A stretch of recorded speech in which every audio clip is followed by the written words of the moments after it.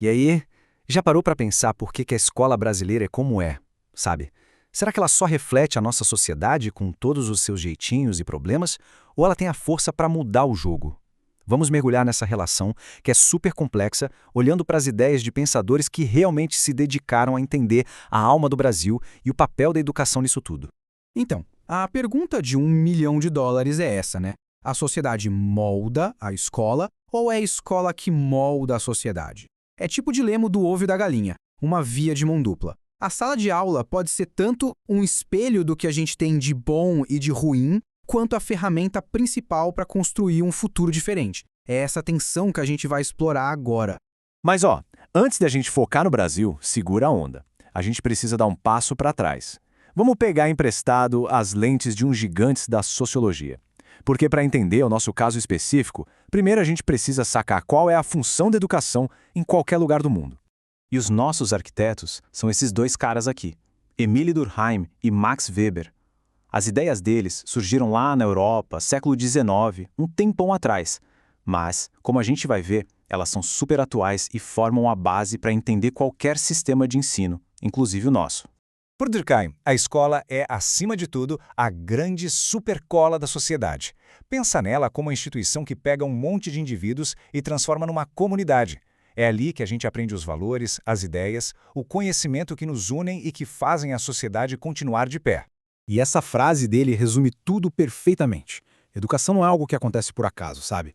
É uma ação com intenção, um projeto da sociedade para garantir que seus valores, sua cultura, tudo isso seja passado para frente. É um jeito de garantir a própria sobrevivência. Agora, mudando a chave para o Max Weber. A pergunta dele é outra. Afinal, por que a gente obedece a certas regras e a certas pessoas? Ele mostra que existem basicamente 3 jeitos de autoridade funcionar, mas tem uma delas que é a cara da nossa sociedade moderna. É essa aqui, a autoridade racional legal. O nome pode parecer complicado, mas a ideia é simples.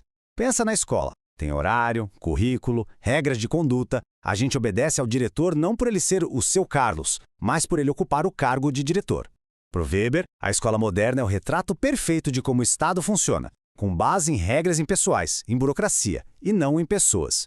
Ok, agora que a gente tem essas ferramentas na mão, podemos finalmente voltar nosso olhar para o Brasil. E olha, a nossa formação social é um quebra-cabeça daqueles, bem único. Vamos ver como os pensadores brasileiros pegaram essas teorias e adaptaram, ou até mesmo brigaram com elas para explicar a nossa realidade. E a primeira peça desse quebra-cabeça vem com Darcy Ribeiro. E ele já chega jogando um balde de água fria naquela ideia de que o Brasil nasceu de uma mistura pacífica e harmônica. Que nada. Para o Darcy, nossa origem é marcada pelo conflito, pela dominação, pela violência entre indígenas, portugueses e africanos.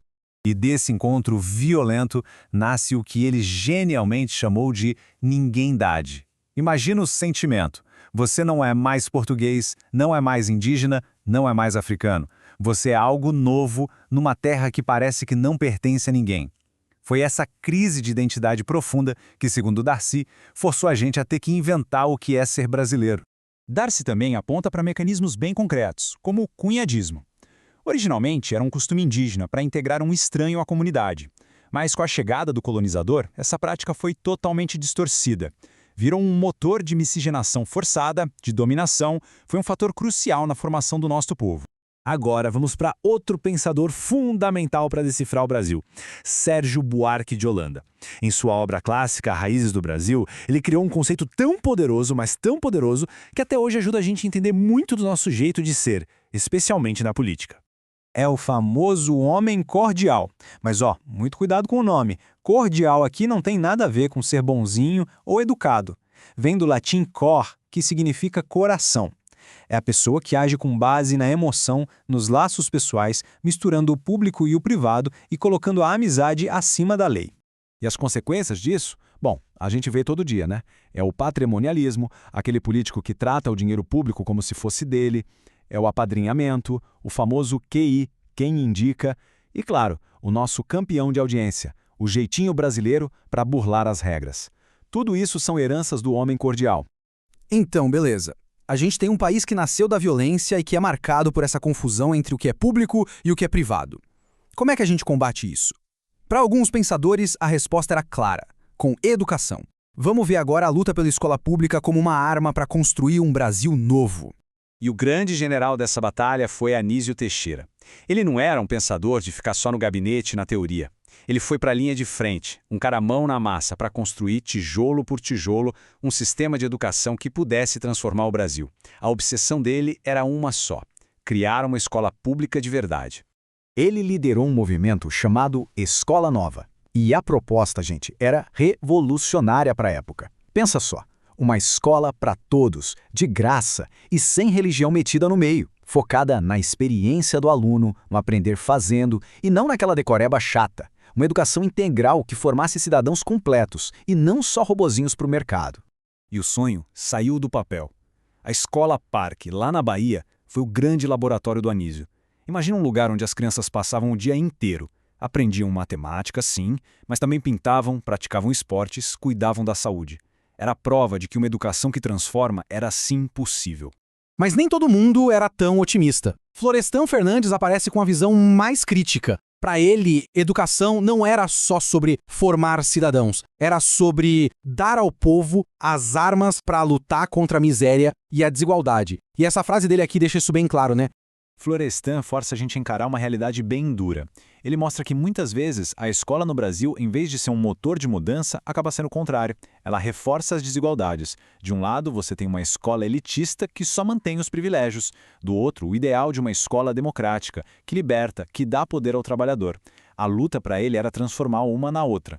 E assim, depois de todo esse percurso, a gente volta para o presente. A gente partiu das teorias universais, passou pelo quebra-cabeça da formação do Brasil e viu os projetos de nação que nasceram da educação.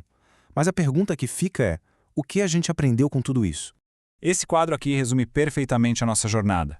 A gente viu como Durkheim nos falou da necessidade da cola social, enquanto Weber mostrou a lógica do sistema. Depois, mergulhamos no Brasil com o Darcy Ribeiro, que apontou a violência na nossa formação, e o Sérgio Buarque de Holanda, que descreveu o homem cordial. E por fim, vimos as soluções, a escola pública do Anísio Teixeira e a educação como arma do Florestan Fernandes. Cada um deles nos deu uma peça crucial desse debate, um debate que continua vivíssimo até hoje. E assim a gente volta para a pergunta lá do comecinho, mas agora com um outro olhar. Hoje, a escola brasileira serve para reproduzir as nossas velhas desigualdades ou para transformar o nosso futuro?